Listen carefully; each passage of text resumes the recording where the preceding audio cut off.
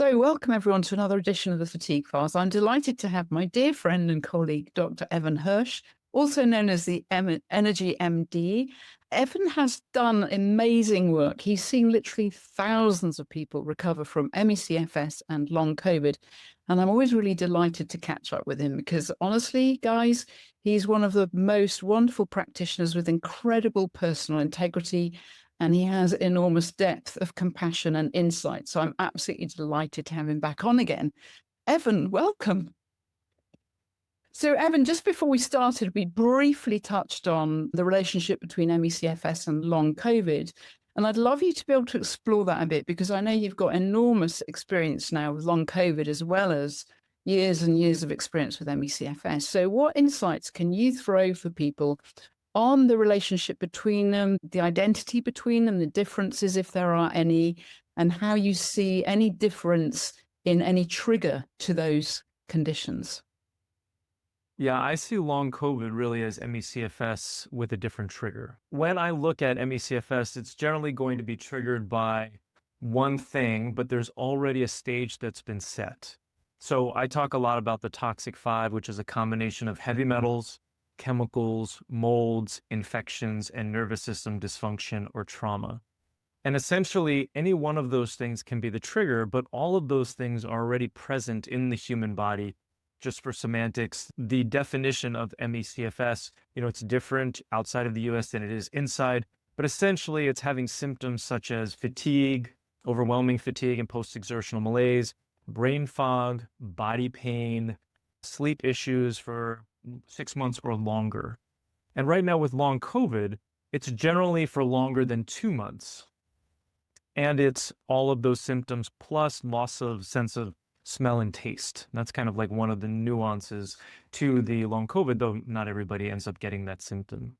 So essentially it's, with long COVID, it's somebody who has an acute viral illness. So you just have to go by the fact if you have a viral illness that you have acutely, symptoms either persist or they go away and then they come back and then you have those symptoms for at least 2 months.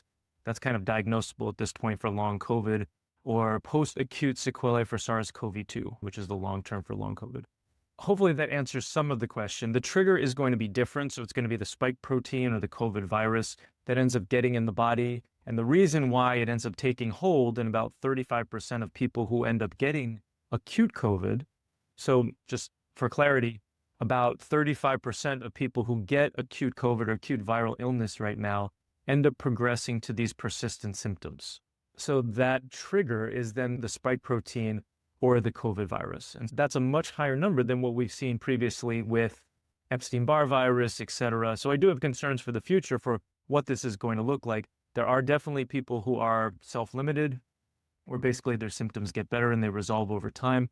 But at this point, the people that I'm seeing are people who had been sick for between 1 and 5 years, rather, since this has been going on since 2020.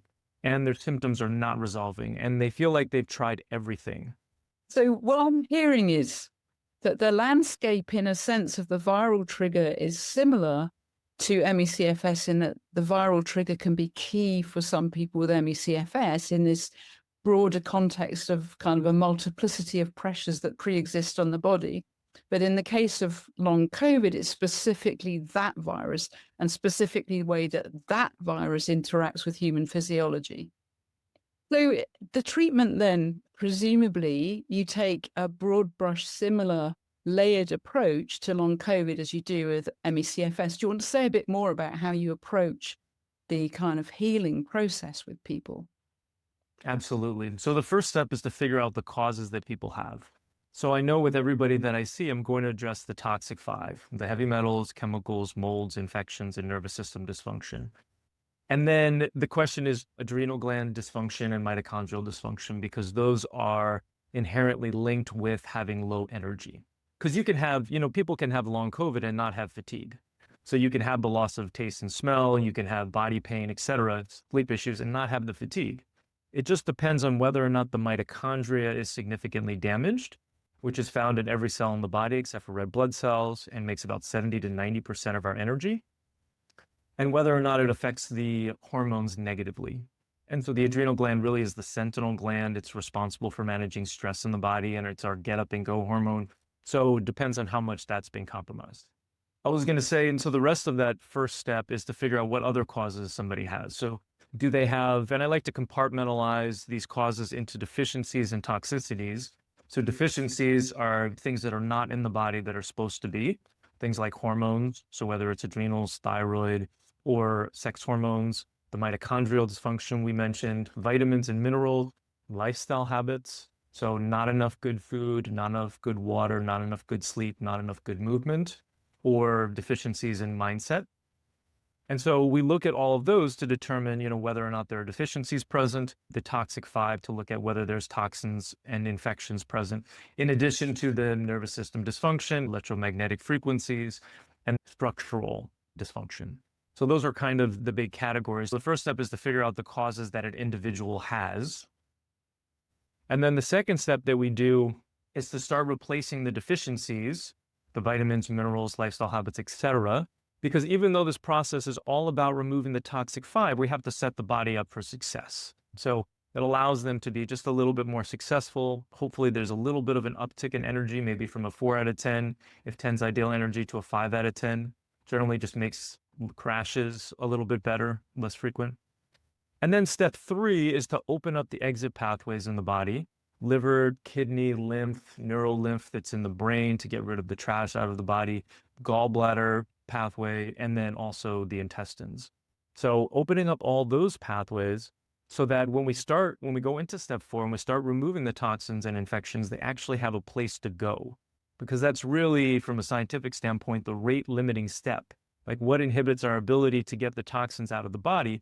And it really is how clogged these pathways are. And the more toxins and infections you have, the more clogged they are, unfortunately. So, we kind of want to detoxify at a rate that the body can tolerate, and every body is different, right? So just really important to make sure that we're doing that so that people don't feel excessively worse going through this process. You might feel a little bit worse as we're trying to figure that out, but there's a very specific way that we can do this in order to make sure that, yes, you're going to have success, but we have to remember slow and steady wins the race. And anybody who's had, any sort of hammer of a treatment, like a high dose IV treatment or ozone, or I don't know what else. Oftentimes those are really big hits and very stressful on the body, and it's trying to move things too quickly. So really slow and steady wins the race with so much of this. Absolutely. It sounds as if there might be precursor patterns in embodied life that are there before the tipping point where illness becomes an emergent property.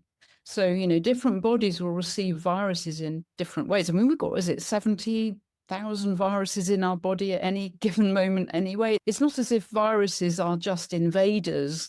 We actually co-evolve with them, and there's evidence of viral implications, viral influences in our DNA. These are kind of part of the chorus of our becoming. And so the question I'm always interested in around these things is, what are the pre-existing things that are going on in the system before those viral tipping points where, obviously with the long COVID, we had no easy immune knowledge of this novel form of the coronavirus. It's not as if coronaviruses were unknown to the human body, but that particular novel form of the virus was. Are there patterns that you see, Evan, in terms of pre-existing lifestyle patterns, stress levels, other kind of pathways that would predispose someone towards ME/CFS or long COVID, whereas others might be more resilient and actually flick the virus off or rebalance much more quickly? Do you see patterns there? And if so, what are they? Absolutely. I mean, it all really starts with our ancestors. So there's genetics, there's trauma that's been passed down through the genes. This has been studied, very interesting studies of like stressing out grandpa and then skipping a generation and then providing a stimulus, but not the prolonged stress. And the grandchild acts in the same way as the grandpa as if they've been chronically stressed, right? So there is that. Then there's also the toxins that we get through the placenta. There's studies to show that over 300 different chemicals are found in babies' cord blood. And so consequently, we come out of the womb already with a lot of these toxins, which are going to cause immune system dysfunction and nervous system dysfunction. So we're getting the toxins, the infections, and then the nervous system dysfunction as well from all of these stressors. So for me, my story was that I ate a lot of tuna fish growing up. Tuna is very high in mercury. I had mercury fillings. Every time you bite down, it releases mercury vapor. And, so I had a lot of mercury in my body. And then the chemicals, in the 80s, we weren't talking about organic food, right? And so we had non-organic food, pesticides, herbicides, plastics, putting plastics in the microwave, living in any building that had any sort of water damage in its history. But regardless, there could be a busted pipe, there could be a leak in a roof, there could be a flood in the basement, and then we end up getting mold exposure. So all of that accumulates until the body says, hey, we got to call it quits. I really need to rest and rejuvenate because it's kind of too much for me. Or there's an infection that's taking over the mitochondrial production, getting into the mitochondrial DNA.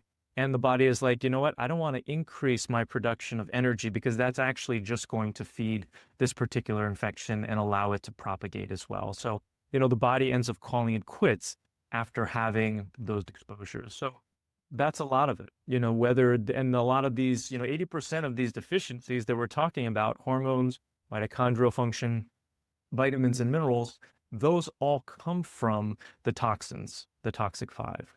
And the only other contributors are really the lifestyle habits. So, for a lot of folks, they can get significantly better by improving their lifestyle habits, getting good food and good water and good sleep and good movement. But for the people that I see, they've tried that. And then they go and they see a naturopath or an integrative doctor, a functional medicine doctor, and they start replacing their deficiencies. And they get to a certain point and then they plateau because they don't realize that the toxic five are really causing so many of those deficiencies. And they're the most important thing to focus on. Yeah, it's really interesting. I'm kind of want to play with this language of dysfunction a bit because it seems to me that when mitochondria decide that there's a toxic dimension in their environment or that there's a viral attack in mitochondrial DNA and they shut down, I don't see that as dysfunctional. I think that's Right. I think that's highly intelligent. It's a bit like if I've got a petrol car and I fill it with diesel and then I say the car's dysfunctional, kind of a bit cheeky of me. I think we modern humans tend to think of dysfunction because we have this kind of expectation that our body is almost like a wet machine that has to keep going no matter what we do. And often we're not even aware of what we're doing. For example, I wasn't aware, leading up to my last relapse, I wasn't aware, for example, of the toxic implications of junk light for mitochondrial function. I wasn't aware that, I really didn't know that I evolved. We evolved in a world with just natural light with different wavelengths that communicate intelligently to our cells throughout the day, not just visually, but through the skin, and that we are these kind of cellular complexes. And I've started, Evan, to think more and more at a cellular level, because it seems to me that everything you're saying is about a fundamental mismatch between the cellular intelligence of the body as a very ancient form of multiple knowings and modern day pressures. So even the nervous system so-called dysfunction seems to me to be a mismatch between a nervous system that evolved to deal with sudden stresses and then to be able to rest, digest, relax, and reproduce, and the kind of drip, drip, drip of stressors of multiple kinds on the system that then naturally takes it into a kind of low-grade sympathetic constant arousal, which it was never evolved for, or deeper into a kind of parasympathetic freeze if we're talking extreme trauma states. And that the fundamental mismatch there then is between the evolutionary intelligence of the body and the world in which we live. And I'd love to explore that with you, particularly around maybe the nervous system, because I know you've added nervous system more than you used to lately. You've taken that whole stuff a bit more into account with the whole frame. And I'd love to explore that a bit with you. Like, why did you do that? And what difference has it made? And do you think the nervous system is really dysfunctional, or it's kind of communicating intelligently about this deeper dysfunction, which is this mismatch between how we live and how we actually evolved to live. Yeah, I'm glad that you called me out on that because it's been my habit to talk about it in a state of dysfunction, like what isn't working. But the reality is that it is very intelligent and it is functioning correctly in the fact that it's noticing that there are undue stressors and it's saying, okay, what you need to do as a human is you need to relax and you need to rest, replenish, right? So it is that incongruence with societal pressures and the requirements that we have in order to exist in this society. We need to work, the majority of us, in order to be able to provide for our families. And unfortunately, the current status is that we need to work for 40 hours a week, which I think is not really healthy for the human existence.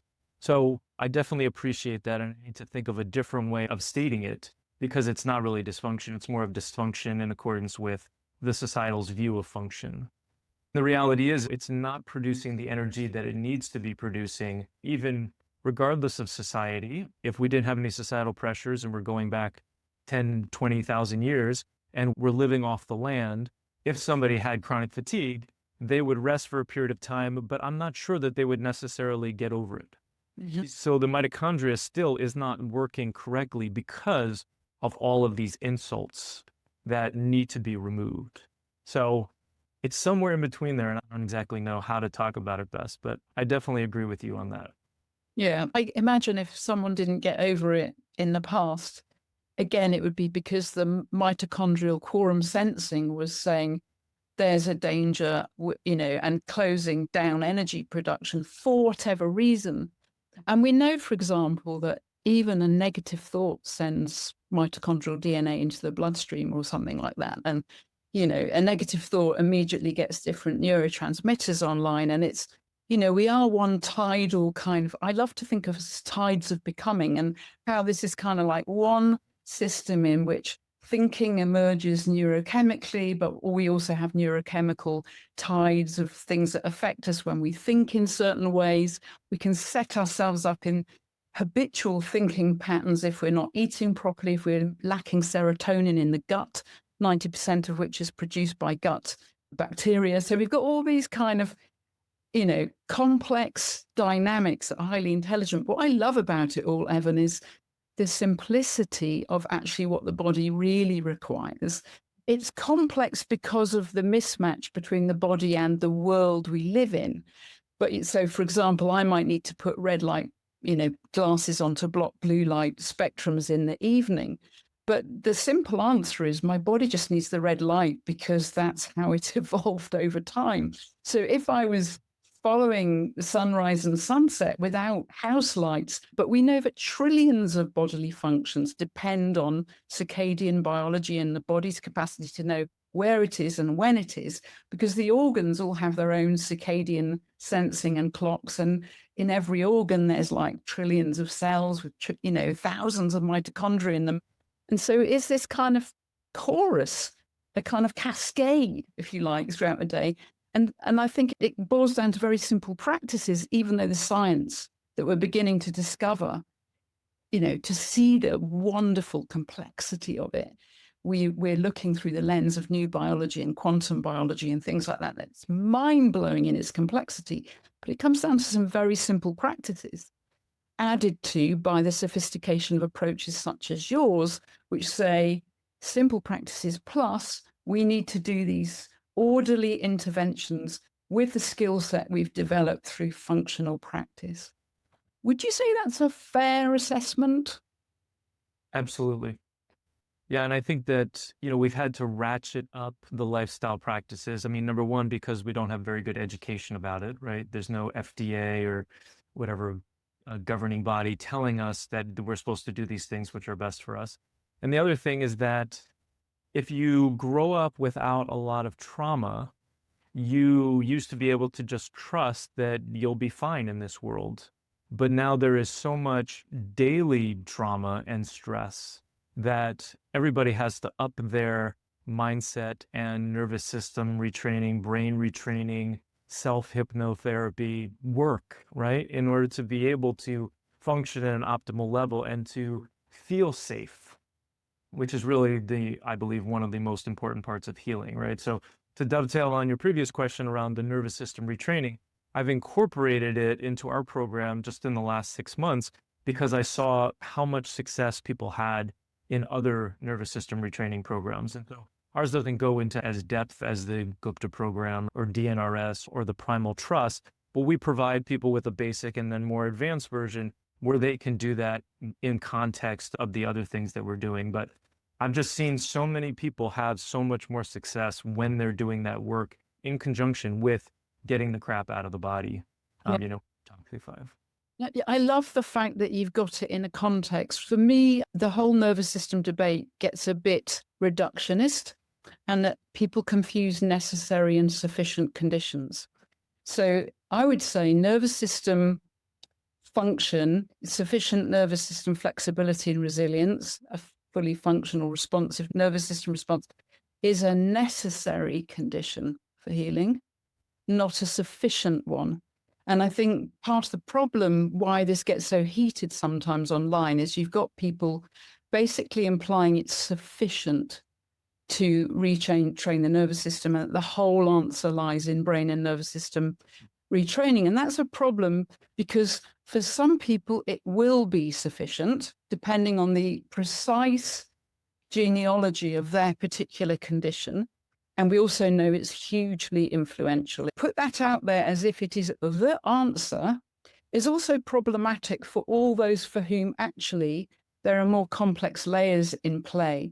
And I can't tell you how many clients I've had who've tried literally almost every program and have faithfully applied it and still haven't got the results and have felt like failures because of the framing. And if there's one thing I would want to really push back against, it's that framing, because I think we have to start embracing complexity, but understanding that that doesn't mean it needs to be ultra complicated in how we approach it. We have to understand complexity, I think, and work in multi-layered, simple ways that over time amount to well-being, amount to turning, in a different direction. And nervous system function, I think, is key to that. But nervous system function is also more than me in my cranial brain telling my body it's safe. It gets safety from daylight. It gets safety from early morning sunlight because that's what the cells understand as sufficiency. I get safety from eating early morning protein because my body as an amino acid hunting machine gets sufficient amino acids and knows that there's resting sufficiency. So I think it's so material and that we need to move away, in my view, from thinking about it in very monodimensional ways, which I think some programs do get a bit monodimensional. And I love the fact that you've got it alongside these other factors, because it seems to me that you're taking the materiality of it all much, much more seriously than some of those other programs. And I'm trying to address what all the causes that we know of right now. But the reality is that I'm still imperfect and my program is still imperfect, right? There's so much that we don't understand. So I think that having any sort of absolute certainty for the resolution of such a complex condition is foolhardy. I right? agree. And so I definitely agree with what you're saying. So many people come to us with medical trauma, right? They've gone to see their regular doctor and they've been traumatized because the doctor says there's nothing wrong with you. For brain retraining programs to say really is traumatizing people all over again and doing them a disservice, right? So I tell people, what we want is 80%, not 100%. Done is better than perfect, right? Have compassion for yourself and see where your body's at, developing that mindfulness and that awareness. Maybe now is not a time for you to be working on your nervous system retraining. We've got somebody in our program right now who's doing the Primal Trust program, which is an amazing program. But there's certain aspects of the program that triggers her and makes her stressed. And they talk about kind of like pushing through those things.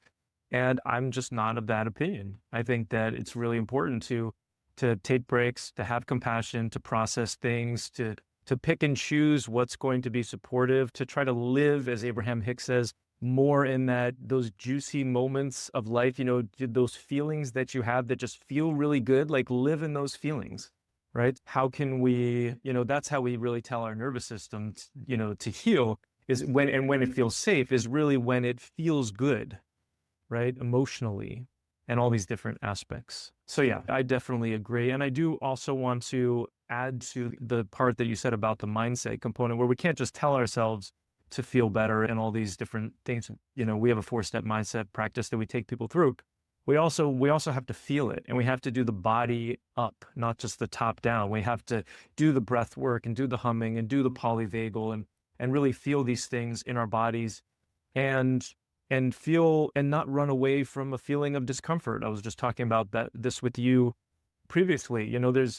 There's right now I have a question in my mind around my personal finances that I'm trying to figure out. I'm trying to figure out the right retirement plan right now and deciding and I am so confused, and I'm trying to use AI to help me, and I have so much discomfort in my body right now. And all I'm doing is just breathing into it and observing it and being like, okay, I understand that right now you're confused. It's totally okay. We're going to get there. So I am doing some self-talk, but I'm also paying attention to the sensations in my body and being curious about them instead of judging them and trying to run away from them. And that's been part of my journey coming from resolving my chronic fatigue syndrome. Yeah, absolutely. And I think that's hugely important as well, because for me, I know some people will be cross if I say this, but I'm saying it anyway. I wouldn't wish those conditions on anyone, right? I mean, I've had a 32-year relationship with it, gone to some very severe, started quite severe, very difficult experiences and all the rest of it. But for me, it's also been deeply invitational to do more than recover. It's been an invitation into a deep self-confrontation and an invitation to work on the total integration of my being. And there's something so invitational there about being able to hold space for discomfort, to stay with it, not wallow in it, not stay in a feeling, reinforcing neural pathways, but to allow the feeling to move in the body and to meet it, as you said, with curiosity, compassion, and to allow that sense of discomfort to move, because there is a really important coming into trust with self involved in that. It's like we reparent all the earlier somatic and neural material, the neural clusters that are associated with really early life pain experiences. And when we, at a mature age, I'm 65 now, but if I can handle my 2-year-old material, which as a 2-year-old feels utterly life-threatening and overwhelming, as a 65-year-old, if that material gets triggered and it's unhealed, it's going to feel equally life-threatening and overwhelming. But if I can hold space for that, allow it and meet it with compassion, I can come into such deep trust with my own embodied being in the world that healing becomes a very, very deep, almost inevitable experience, even if recovery doesn't. And I kind of want to draw a distinction there, because I've worked with people who are in their 70s. They've tried everything. They've been to functionals. They've done all the programs. They're maybe advanced spiritual practitioners, but they're still not well. But they are healing. There's a deep, deep coming into peace with self. And if you're working with a client who's 80-something, that there's that moment in all of that where they're transitioning towards the end of life, potentially, and in some cases, literally, where healing becomes something really profound that isn't about a return to anything. It's about a moving forward into a deep, deep human becomingness that transcends far beyond healing, retraining, and all that stuff. So I really love what you're saying there, Evan, about the capacity to be with discomfort. And I think it's probably one of the most radical invitations that conditions like this give us, if we are ballsy enough to open our arms with curiosity and say, yes, I'll allow it. And I think that's where it's problematic to say, I'll just push through stress. Because actually, in those moments, there's this deeper invitation, which is not about sublimation. It's not about suppression. It's not about dismissal. It's about, hey, I'll be present to whatever this is, But at the same time, I won't milk it for drama. I won't necessarily frame it as a big trauma. I'll just see it as sensation. I'll be curious. I'll allow it to move through as energy. Sometimes it will get painfully white hot, but then it resolves. Because no state lasts. As the Zen masters say, all states pass. And they literally do. I mean, the science on this is that they last for a maximum of 90 seconds, sometimes much less. And so, yeah, and I also think state-dependent learning, what you were saying about feeling good, being able to choose powerfully positive states and inhabit them is also a really important part of this work. And it's nothing to do with suppression, avoidance, bypassing, toxic positivity, or any of that. I think we first have to be deeply empathic to whatever pain, whatever sensation is coming up, and then say, yeah, I felt you enough. Now I can move. And with discernment, to be able to say, okay, in this situation, I'm going to state shift. In another situation, I'm going to work it out by expressive journaling. In another situation, I'm just going to get into a bed and put a weighted blanket on myself and imagine being a small baby held by my mother. But having that discernment and the capacity to float through different practices, I think, is really, really rich and inviting. Absolutely. I couldn't agree more. My wife talks about noticing being a superpower, right? And it is, for me, I didn't come to it until, just recently. Over the past 2 years, I've been going through a psychedelic experimentation where it's kind of opened things up for me and allowed me to notice the really intense sensations then end up allow you to understand and see a lot, oftentimes the minutia, the smaller sensations. And so that's been really big for me, is noticing those sensations, having compassion for them, making a choice for how I want to feel. I couldn't agree more. And one of the things that you said when I interviewed you on my podcast last week that I really loved, kind of resonated or reflected what you just talked about, which is this idea that you can have healing without resolution of symptoms. It's more that transformation. And for people who do want to see this as a spiritual journey, they're just going to be better off for it. We don't know why we had these, and we wouldn't want to wish these symptoms on anybody. But the reality is that they're here for a reason. And like anything in life, if we see them as a learning opportunity, right? Whenever anything bad happens or uncomfortable happens, if we see it as a learning opportunity, it just transforms everything. It's a useful frame, isn't it? Even if I wasn't a spiritual practitioner, it's a really useful frame because it rehabilitates it for me in a way that automatically helps me feel safe with it, because the framing itself, priming my system for a sense of safety and purpose there. If I take that frame, and that's kind of really useful. But also with people who are really severe, who, realistically, if they're very far down the path of life and they're rather debilitated, and that they're not going to get the physical recovery that maybe someone in their 30s is going to get, because time is short and time is involved in these things. Like you said, it's bit by bit, it's step by step. Some people are never going to get there, and that's okay. It's fine that they never get there at that stage of their life. But I think it's really important for them, well, for us generally, to know that transforming our consciousness, transforming our relationship to the collective and a sense of purpose, even from a bed, is a purpose step towards a deeper sense of connection, which in itself is a healing thing. But also, if we take consciousness studies seriously, we know contributes to the whole and is not wasted. It's kind of a fundamental insight that, Christian contemplative traditions had about the power of intercessory prayer, or that mystics have had about the transformation of one individual consciousness, that to be in the presence of a conscious being is an extraordinary experience. And for someone to reach that level of consciousness, even if they're in a bed, I think is an enormous contribution at this particular point of human history, and not to be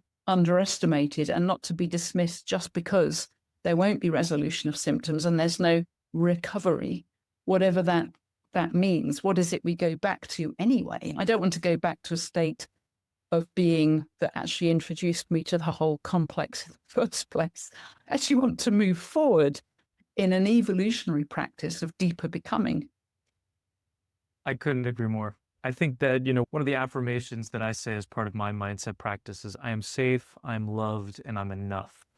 And I think that last one is really significant Mm. in this context, especially because I think that, when people are lying in bed and they feel like they're not contributing to the world, they're not helping out their family or whatever it is, they just need to know that they're enough. They don't have to do anything to be enough, right?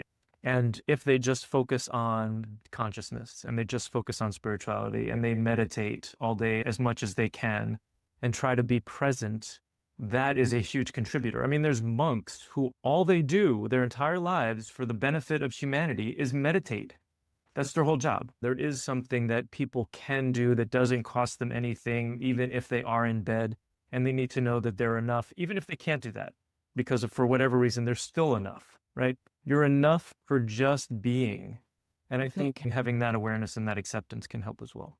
I couldn't agree with you more. And I think that's a fantastic note to end on. Everybody listening, you are enough. We're human beings, not human doings. You are enough. Thank you so much, Evan, as always, for a wonderful conversation. It's amazing to see you. Thank you for coming on. Likewise, Anna. Thank you.